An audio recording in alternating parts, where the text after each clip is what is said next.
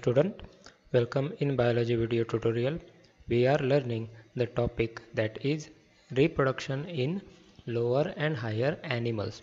In this video lecture, we are going to study the asexual reproduction in animals.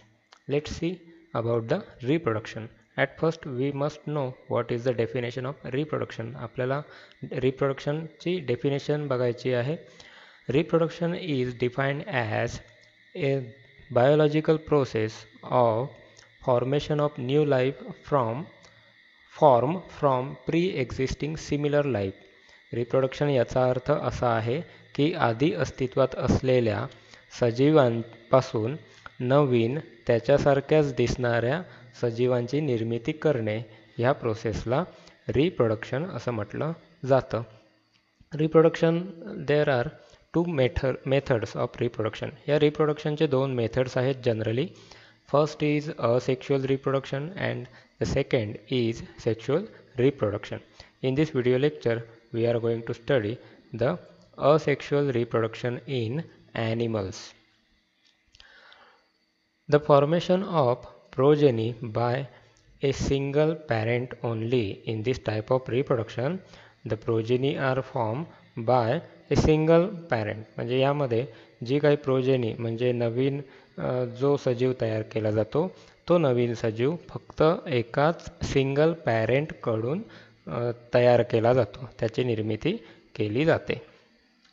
It is a common method among lower animal. आणि ही जी method आहे ही जास्त करून lower animals जे आहेत यांमध्ये आपल्याला बघायला मिळते. The progeny or daughter cell are genetically identical to the single parent. आणि कारण की हा एका सिंगल पॅरेंटपासूनच तयार झालेली प्रोजेनी आहे म्हणून तयार होणारी प्रोजेनी ही जेनेटिकली आयडेंटिकल असते त्या पॅरेंटसोबत. They are also known as clones. आणि म्हणून त्यांना क्लोन्स असं म्हटलं जातं. The lower animal reproduce asexually by gemmule formation and budding etcetera. Lower ॲनिमलमध्ये हे जे काही रिप्रोडक्शन असेक्शुअली होणारं रिप्रोडक्शन आहे हे reproduction generally gemmule formation, budding आणि रिजनरेशन या मेथडने होतात. Asexual reproduction, gemmule formation, budding and regeneration. Let's see all of three types of asexual reproduction. At first, jimmel formation. Jimmel is an internal bud formed only in sponges. आपल्याला sponges हा animal माहिती आहे की ज्यामध्ये cellular लेवलचं फक्त organisation असतं, बाकी कोणत्याही टाईपचं ऑर्गनायझेशन या ॲनिमलमध्ये दिसून येत नाही. म्हणजे कोणतीच सिस्टीम प्रेझेंट नाही किंवा ऑर्गन्स प्रेझेंट नाहीत, फक्त सेल्युलर ऑर्गनायझेशन दिसून येतं. मग हा ॲनिमल रिप्रोडक्शन करण्यासाठी जिम्युल फॉर्मेशन करतो. आता जिम्युल म्हणजे काय ते आपण थोडक्यात बघूया. It has asexually produce mass or aggregation of dormant cell are called as archaeocyte. यामध्ये यांच्या सरफेसवरती हे जे येलो कलरचे जे डॉर्मंट राऊंड शेपमध्ये दिसतात हे येलो कलरचे जे आहेत ना आर्चिओसाइट असं म्हटलं जातं. This is the archaeocyte which is elaborated. The archaeocyte are capable of developing into a new organism. आणि हे जे आर्किओसाइट्स आहेत ह्या आर्किओसाइटमध्ये अशी कॅपॅसिटी आहे की ते नवीन ऑर्गॅनिझम तयार करू शकतात.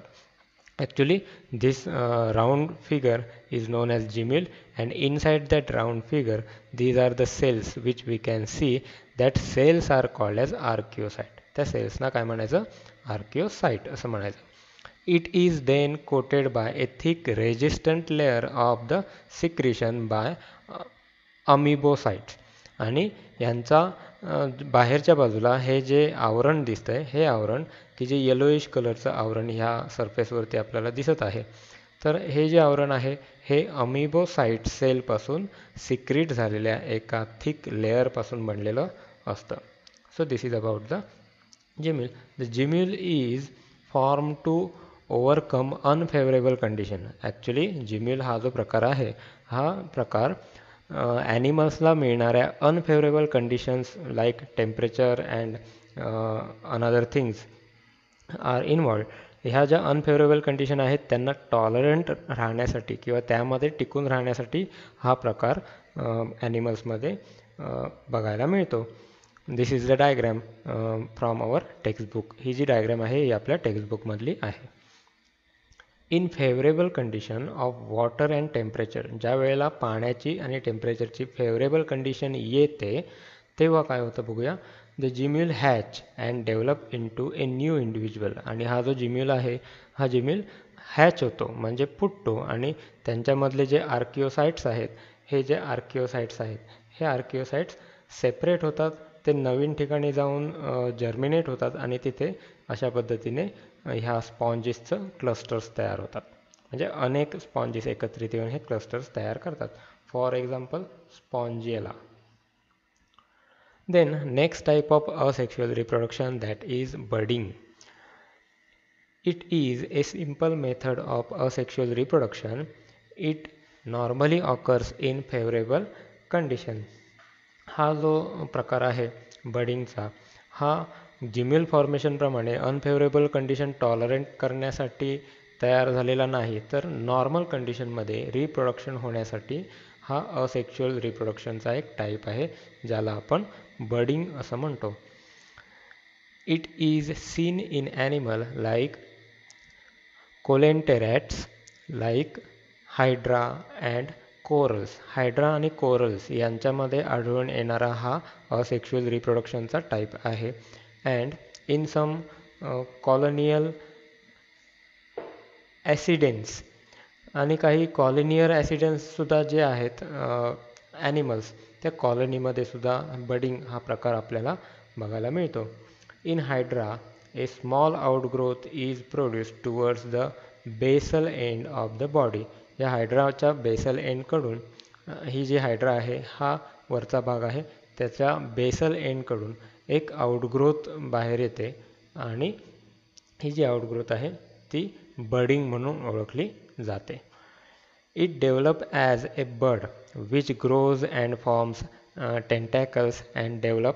आणि हा जो बड आहे तो नंतर ग्रो होणार आहे याप्रमाणे आणि तो ग्रो झाल्यानंतर त्याच्या वरच्या बाजूला टेंटॅकल्ससुद्धा. टेंटॅकल्स म्हणजे हे वरच्या बाजूला हे जे काही आपल्याला अँटिनाप्रमाणे दिसत आहेत त्यांना टेंटॅकल्स असं म्हटलं जातं.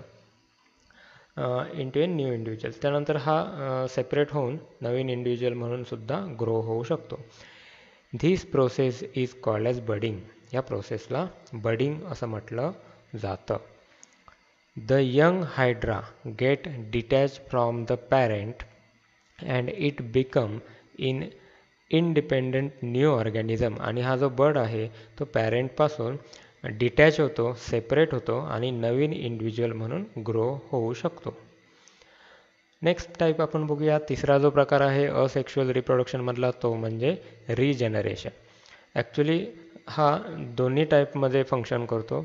मल्टीसेल्युलर ऑर्गॅनिझममध्ये हा जो आहे हा रिकव्हरीसाठी उपयोगात येतो आणि इतर काही प्राण्यांमध्ये रिप्रोडक्शनसाठी सुद्धा उपयोगात येते. ही जी मेथड आहे ती regeneration. It is observed in all living organisms from the unicellular bacteria up to the most complex multicellular form that is human being. हा जो प्रकार आहे युनिसेल्युलर बॅक्टेरियामध्ये सुद्धा दिसून येतो आणि मल्टीसेल्युलर ह्युमन बिईंगपर्यंत जेवढे ऑर्गॅनिझम्स आहेत ह्या सगळ्यांमध्ये आपल्याला हा प्रकार बघायला मिळतो. By this process the organism can fundamentally repair or regrow or restore its lost or damaged part.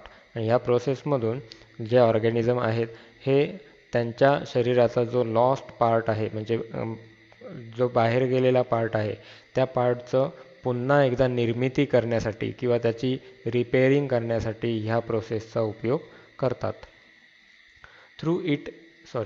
though it involves asexual processes. त्याचबरोबर हा जो प्रकार आहे हा असेक्शुअल प्रोसेसेसमध्ये सुद्धा इन्व्हॉल्व आहे. It differs distinctly from the reproduction that is a damaged hydra can regenerate its lost part. आणि हा जो आहे लॉस्ट पार्ट रिजनरेट करण्यासाठी सुद्धा उपयोगात होतो. फॉर एक्झाम्पल या पिक्चरमध्ये आपण बघू शकतो हायड्रा जर मधून कट केला तर जो लोअर पार्ट आहे याच्यासाठी लॉस्ट पार्ट कोणता वरचा आणि हा जो पार्ट आहे याच्यासाठी लॉस्ट पार्ट कोणता आहे हा. म्हणजे हा काय करू शकतो लॉस्ट असलेला पार्ट तयार करू शकतो आणि हा जो पार्ट आहे हा त्याच्यासाठी जो लॉस्ट असलेला पार्ट आहे त्याची निर्मिती करू शकतो. तर हा एक प्रकार आहे रिजनरेशनचा. त्याचबरोबर similarly planaria if wounded its cell become active and regenerate lost part or organ back to its original state. आणि त्याचबरोबर हा सुद्धा एक प्राणी आहे दुसरा तो म्हणजे कोणता प्लॅनेरिया. प्लॅनेरियामध्ये सुद्धा जेव्हा अशा प्रकारे एखादा पार्ट लॉस्ट होतो किंवा समजा त्याला एखादी वुंड झालेली आहे तर त्या जागेवरचे सेल्स जे आहेत हे ॲक्टिव्ह बनतात आणि जो लॉस झालेला पार्ट आहे त्याची निर्मिती करायला सुरुवात करतात. They can also reproduce asexually by fragmentation. त्याचबरोबर संपूर्णपणे जर हे फ्रॅगमेंटमध्ये त्याचं रूपांतरित झालं तर तो रिप्रोडक्शनसुद्धा करू शकतो. इथे दाखवलेलं आहे. हा जो प्लॅनेरिया आहे वेगवेगळ्या पॅचमध्ये जरी त्याचं फ्रॅगमेंटेशन केलं तरी हा रिप्रोड्यूस करू शकतो. Also it is seen in planaria that the anterior and exert a pull on the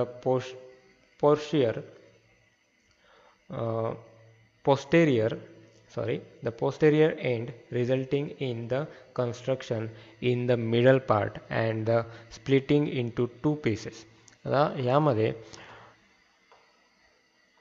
त्याचा अँटेरियर पार्ट जरी कट केला इथे बघा अँटेरियर पार्टमध्ये एक कट केला पोस्टेरियर पार्टमध्ये एक कट केला तरीसुद्धा हे जे तिन्ही पार्ट जे सेपरेट झालेले आहेत हे काय होऊ शकतात तर हे नवीन रिजनरेशन सेलची निर्मिती करू शकतात आणि नवीन तो जो काही ॲनिमल आहे इथे जेवढ्या पार्टमध्ये त्याला कट होईल तेवढ्या पार्टमध्ये तो रिजनरेट करू शकतो. तर ही कपॅसिटी आहे ह्या प्लॅनेरियाची. आता इथे आपण बघू शकतो हा प्लॅनेरिया जर उभा कट केला तर लेफ्ट साईडचा जो पार्ट आहे तो राहिला आणि राईट साईडचा पार्ट लॉस झाला. तर हा जो लेफ्ट साईडचा पार्ट आहे राईट साईडच्या पार्टची निर्मिती करतो. ठीक आहे. सिमिलरली हिअर ऑब्लिक कटसुद्धा जरी आपण केला ह्याला वरचा भाग आणि खालचा भाग हा ऑब्लिक कटमध्ये काढून टाकला तरी हा जो मधला राहिलेला पार्ट आहे तो हा वरच्या भागाची आणि ह्या खालच्या भागाची निर्मिती करू शकतो.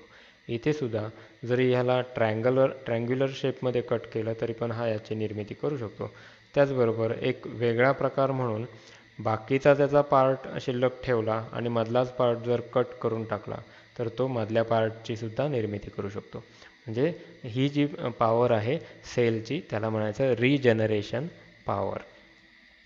इच pieces grow into a new planaria. आणि अशा प्रकारे प्रत्येक जो पीस आहे तो नवीन प्लॅनेरिया म्हणून ग्रो होऊ शकतो. That is 2 clones of the original have been form. आणि यामध्ये इथे एक्झाम्पल म्हणून 2 क्लोन आहेत पण इथे या पिक्चरमध्ये आपण बघू शकतो की हे जे 3 नवीन इंडिव्हिज्युअल तयार झालेले आहेत हे तिन्ही नवीन इंडिव्हिज्युअल त्याच्या पॅरेंट इंडिव्हिज्युअलचे क्लोन असतील. म्हणजे जेनेटिकली हे काय असतील आयडेंटिकल असतील.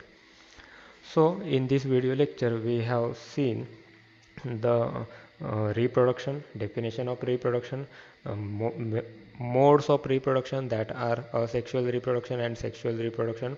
Out of that in this video lecture we have studied the case of the asexual reproduction. In that asexual reproduction gemule formation, budding and regeneration which we have studied.